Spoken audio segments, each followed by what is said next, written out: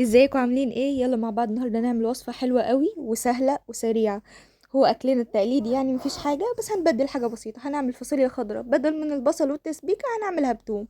حطيت حته توم صغيره كده زي ما انتوا شايفين في الحله بتاعتي مع شويه زيت، وبقلب فيها لحد ما تاخد لون ذهبي خفيف بالشكل ده كده.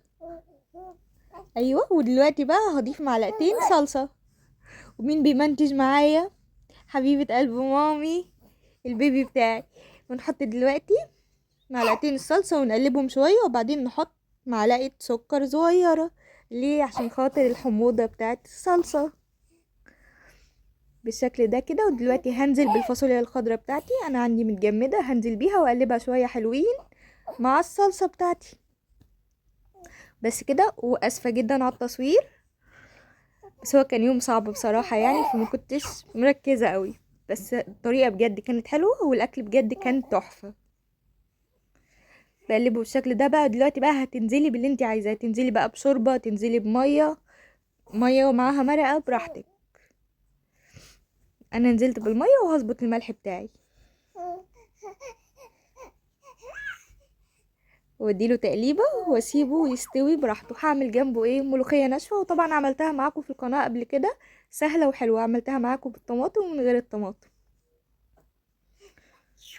ودي الفاصوليا هي وبتغلي على النار.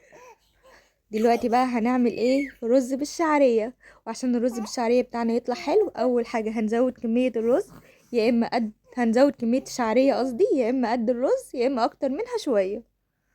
انا بحب احط ده قد ده. ولما اخدت لون حلو كده، منخليهاش تتحمر جامد تتحرق مننا، لا تاخد لون ذهبي حلو. انزل دلوقتي بقى بايه؟ لولي، بالرز. وكمان نقلب الرز لحد ما تحسي ان الرزايه معاكي اتحمصت، يعني تقلبيها حلوة قوي مع الشعرية. وكده بقى هتاكلي احلى طبق رز بالشعرية. وطبعا تخلي بالك من المية، الرز بتاعنا بيحتاج كوباية رز لكوباية مية. هتغطيه قد عقلة صباع بالظبط كده، وطبعا بتعرفيها بالنظر. حطيت انا الملح، وممكن تحطي حتة فلفل اسود صغيرة لو حابة.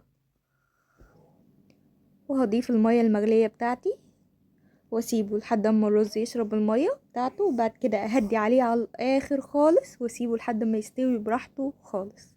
يطلع معاكي رز بالشعرية مفلفل وتحفة. والفاصوليا بتاعتي كانت خلاص استوت. هنا بوريكم ان انا هنا هغطيه واغطي عليه. ده شكل الاكل بتاعي بعد ما استوى. ده الرز بتاعي طالع رزاية برزاية. ودي الفاصوليا الخضراء بصلصة الثوم مش البصل. ودي الملوخية الناشفة بتاعتي.